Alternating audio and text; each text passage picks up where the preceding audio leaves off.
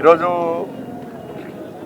తెలంగాణ రాష్ట్రంలో BRS party Congress party రెండు పార్టీలు ఆడుతున్న డ్రామాలను తెలంగాణ సమాజం గుర్తించాల్సిన అవసరం ఉంది.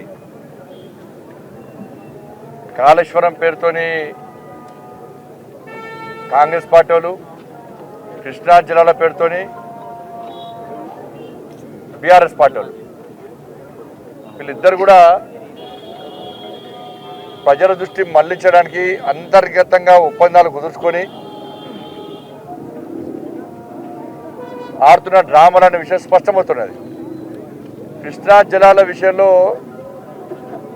బీఆర్ఎస్ పార్టీకి మీటింగ్ పెట్టి అర్హత లేదు, పెట్టడానికన్నా సిగ్గుండాల కొంచెమన్నా. మొదటి నుంచి కూడా 2014 నుంచి ఇప్పటి వరకు కూడా మొన్నటి వరకు కూడా ఆ జిల్లాలను పాలమూరు జిల్లా కానీ, నల్గొండ జిల్లా కానీ, ఖమ్మంలో కొంత ప్రాంతం కానీ, రంగారెడ్డిలో కొంత ప్రాంతం కానీ ఆ ప్రాంతాలను ఎడారిగా మార్చడం మూర్ఖత్వ ప్రభుత్వం బీఆర్ఎస్ పార్టీ ప్రభుత్వం. కృష్ణా జలాల వాటాల విషయంలో మొదటి నుంచి కూడా అప్పుడు చంద్రబాబు నాయుడుతో కుమ్మక్కాయండు కేసీఆర్ 2014లో. మొత్తం ఆధారాలన్నీ బయటపెట్టిన, ఎన్ని టీఎంసీల నీళ్ళు రావాలి, ఎన్ని టీఎంసీలకు కేసీఆర్ ఒప్పుకున్నాడు, ఏ విధంగా మోసం చేసిండో మొత్తం ఆధారాలతో సహా బయటపెడితే ఇప్పటి సమాధానం లేదు. ఈ మొన్న ఆ రాష్ట్ర ముఖ్యమంత్రి జగన్ గారే అసెంబ్లీ సాక్షిగా కేసీఆర్ గారు ఒక అడుగు వెనుకకేసి ఒక అడుగు ముందుకే మా కోసము వేసి మాకు 800 టీఎంసీలు దోషిపెట్టిండు మాకు అని చెప్పి ఇవాళ సాక్షాత్తు జగన్ గారే చెప్పారు. ఇలా బీఆర్ఎస్ వాళ్ళు ఏమంటున్నారు, మేము 800 టీఎంసీలు ఇస్తే మరి కాంగ్రెస్ పార్టీ వాళ్ళు 400 టీఎంసీలు ఇవ్వలేదా అంటున్నారు వాళ్ళు. అంటే 800 టీఎంసీలు ప్లస్ 400 టీఎంసీలు 1200 టీఎంసీలు. ఒక టీఎంసీ దాదాపు 10,000 ఎకరాలకు నీళ్ళు వస్తాయి. ఒక టీఎంసీ అంటే 1200 టీఎంసీలు ఈ 5 జిల్లాల 4 జిల్లాలకు సంబంధించి ప్రజలను మోసం చేసి పక్క రాష్ట్రానికి దోషి పెట్టిన పార్టీలు బీఆర్ఎస్ పార్టీ, కాంగ్రెస్ పార్టీ ఇద్దరు సమాన భాగస్వామి మోసంలో. ఇవాళ రెండు పార్టీలు మళ్ళీ కృష్ణా జలాల గురించి కొట్లాడుకుంటున్నాయి. వాళ్ళ ఎంత దుర్మార్గమో ఒక్కసారి ఆలోచించండి. వాళ్ళ రెండు పార్టీలు ఇవాళ మళ్ళీ కాంగ్రెస్ పార్టీ ఏం చేస్తుంది, ఇవాళ కాళేశ్వరం పోయింది. కాళేశ్వరంలో కాంగ్రెస్ పార్టీ ప్రభుత్వం ఏర్పడక ముందు కూడా ఒక టెక్నికల్ టీం ఎక్కడైతే మేడిగడ్డ మీద ఆ పిల్లర్స్ కుంగిపోయినాయో అప్పుడే ఎక్స్పర్ట్స్ కమిటీ వచ్చి ఒక రిపోర్ట్ ఇచ్చింది. దాని తర్వాత నిపుణులు వేరు కొంతమంది వేరు వాళ్ళు రిపోర్ట్ ఇచ్చారు. తర్వాత సెంట్రల్ టీం వచ్చింది, రిపోర్ట్ ఉన్నది. తర్వాత ఈ ప్రభుత్వం ఏర్పడిన తర్వాత కూడా మంత్రులు హెలికాప్టర్ వేసి చూసేసారు, అలా నాణ్యత లోపం వల్లనే జరిగిందని చెప్పారు. ఇప్పుడు వాటి చర్యలు తీసుకోవాలి. ప్రభుత్వం ఏం చేసింది, ఇది నాణ్యత లోపం వల్ల కుంగిపోయినాయి కాబట్టి సిట్టింగ్ చేస్తాం, విచారణ జరుపుతామని చెప్పి అన్నారు. సీజే గారు, గౌరవ సీజే గారు ఏమన్నారు, సిట్టింగ్ చేసి విచారణకు ఒప్పుకోలే. ఫ్యాక్ట్ రిపోర్ట్ వచ్చింది, అక్కడ సబ్ కాంట్రాక్టర్ వల్లనే జరిగిందని చెప్పి ప్రభుత్వం దగ్గర లేకుంటే ఇంటెలిజెన్స్ విజిలెన్స్ రిపోర్ట్ అక్కడ ఉన్నది. రిపోర్ట్ నా దగ్గర ఉన్నది. ఇవాళ అక్కడ ఎల్ఎన్టీ వాళ్ళని బెదిరించి కొంతమంది సబ్ కాంట్రాక్టర్ తీసుకొని నాణ్యత లేకుండా పనులు చేయడం వలనే జరిగింది. ఈ రిపోర్ట్ వచ్చినాక మళ్ళీ ఇవాళ శాసనసభ జరపకుండా శాసనసభను అర్ధాంతరంగా వాయిదా వేసి కాంగ్రెస్ పార్టీలు పిక్నిక్ పెట్టినట్టు మళ్ళీ బస్సులో వేరు, మళ్ళీ మేడిగడ్డకు వేరు. దేనికోసము? అరే రిపోర్ట్ వచ్చింది కదా, నిపుణుల కమిటీ రిపోర్ట్ వచ్చింది కదా, అలా నాణ్యత లోపల కుంగిపోయినని చెప్పినాక మళ్ళీ పోయి ఏం చేసిర్రు, మళ్ళీ సేమ్ పోయి మళ్ళీ గది ఆరోపణలు, వీళ్ళ మీద వాళ్ళ ఆరోపణలు, వాళ్ళ మీద వీళ్ళ ఆరోపణలు. నేను ఊర్లలో ఏ గ్రామానికి ఎన్ని నిధులు చెప్తున్నాం తప్ప మేము విషయం చెప్పుకోవద్దు. అయింది నువ్వు చెప్పుకో, నువ్వు పోస్టర్లు వేసుకో, మెడలో బోర్డు వేసుకొని తిరుగు. ఎవడొద్దాను నేను ఉపాధి హామీ పథకాలు దేశం మొత్తం ఇచ్చి మరి ఎందుకు వెళ్ళే?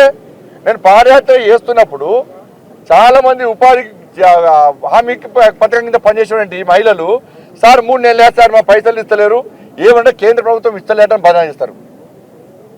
మరి 14th, 15th ఫైనాన్స్ పైసలు ఇచ్చినాం. మేము దేనికోసం ఇచ్చినాం? రోడ్ల కోసం, గ్రామాల అభివృద్ధి కోసం ఇచ్చినాం.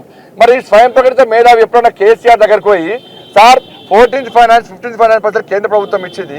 ఈ జీతాలు చూడండి సార్, ఈ ట్రాక్టర్లు ఎందుకు కొనుడు సార్, ఈ కరెంటు బిల్లు ఎందుకు పెట్టుడు సార్ ఇప్పుడు అడిగిన ఈ స్వయం ప్రకటన మేధావి ఇక్కడ ఉన్న ఎమ్మెల్యే టిల్లు ఈయన బాగా మాట్లాడతాడు. ఈయనకేమనంటే బండి సంజయ్ టుడే అజయ్ రావు కల్వకుంట్ల తెలుసా మీకు? కల్వకుంట్ల అజయ్ రావు కేసీఆర్ కు టికెట్ ఇవ్వకుంటే కొడుకు పేరు మార్చుకొని ఎన్టీఆర్ దగ్గరకు పోయి సార్ నా పేరు కల్వకుంట్ల తారక రామారావు నీ పేరు ఉంటా సార్ అన్న టికెట్ ఇచ్చిన ఆయన కొడుకు పేరే మార్చిన టికెట్ కోసం. అంత పెద్ద మేధావులు వీళ్ళు. వీడికి వచ్చి సిరిసిల్ల వచ్చి స్టోన్ మారుతాడు, ఈ స్టోన్ మారుతాడు నా మీద ఏది పడతాడు జంగగా మారుతాడు. ఎంత ఇన్సల్ట్ చేసే విధంగా మాట్లాడతారో సిరిసిల్ల ప్రజలు ఆలోచించాలి. ఇవాళ నేను కరీంనగర్ పార్లమెంట్ సభ్యుని గెలిచిన తర్వాత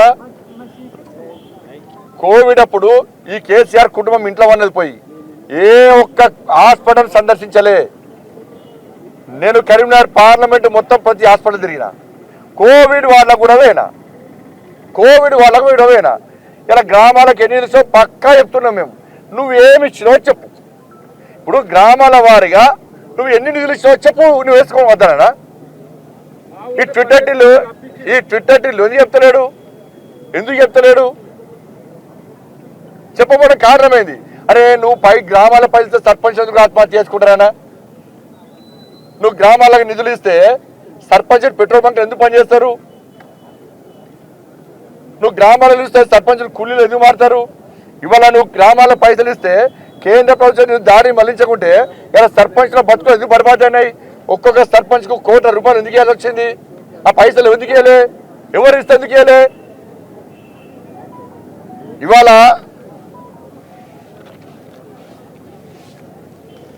సిరిసిల్లకు కేంద్ర ప్రభుత్వం ఇచ్చింది అంటే దాని 1400 కోట్లు.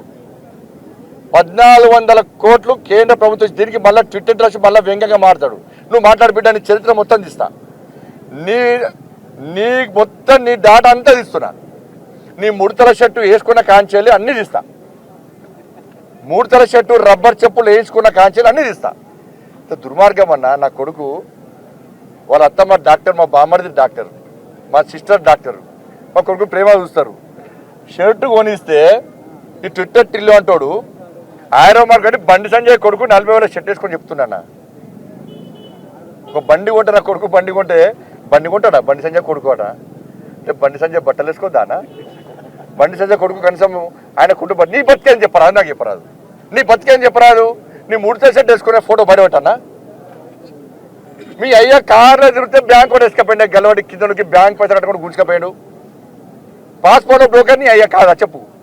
చలో ఏ చౌరస్తారా మొత్తం ప్రూఫ్ చేస్తారు అడియా చెప్పు. సిరిసిల్ల అడియా, సిరిసిల్ల చౌరస్తారు అడియా.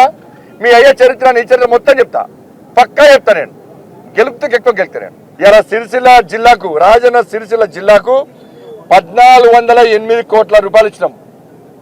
1408 కోట్ల 6 లక్షల రూపాయలు ఇచ్చినాం సిరిసిల్లకు. ఉపాధి హామీ కోసం, ఉపాధి హామీ పథకం కోసం 385 కోట్ల 4 లక్షల రూపాయలు ఇచ్చినాం. మెటీరియల్ కోసం 213 కోట్ల 1 లక్ష రూపాయలు ఇచ్చినాం. మొక్కల పెంపకం కోసం 266 కోట్ల 80 లక్షల రూపాయలు ఇచ్చినాం. ఈ స్వయం ప్రకటిత మేధావి కానీ ట్విట్టర్ టిల్లు కానీ ఇవాళ ఆన్సర్ రేపు 266 కోట్లు ఈ సిరిసిల్ల జిల్లాకు కేంద్ర ప్రభుత్వం చెట్లు నాటడానికి ఇచ్చింది. ఏ రకమైన చెట్లు ఉన్నాయని ఎక్కడైనా? ఈ 266 కోట్లు సిరిసిల్ల జిల్లాలో చెట్లు నాటితే సిరిసిల్ల మొత్తం అడుగులకు ఆడాలి. ఏ రకమైన పైసలు చెప్పుతారు సమాధానం చెప్పాలి. చెప్పొద్దా మేము? అలా 14వ ఆర్థిక సంఘ నిధులు 175 కోట్ల 17 లక్షల రూపాయలు ఇచ్చినాం. ట్రై సైకిళ్ల కోసం 77 లక్షల 76 వేల రూపాయలు ఇచ్చినాం.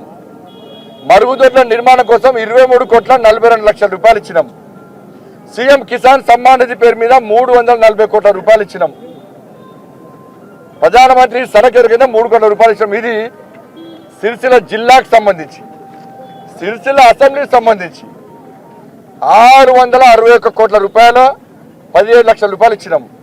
ఉపాధి కూలీ కోసము 209 కోట్ల 4 లక్షల రూపాయలు ఇచ్చినాం. మెటీరియల్ కంపోనెంట్ కోసము 121 కోటి 62 లక్షల రూపాయలు ఇచ్చినాం. మొక్కల పెంపకానికి 144 కోట్ల 31 లక్షల రూపాయలు ఇచ్చినాం.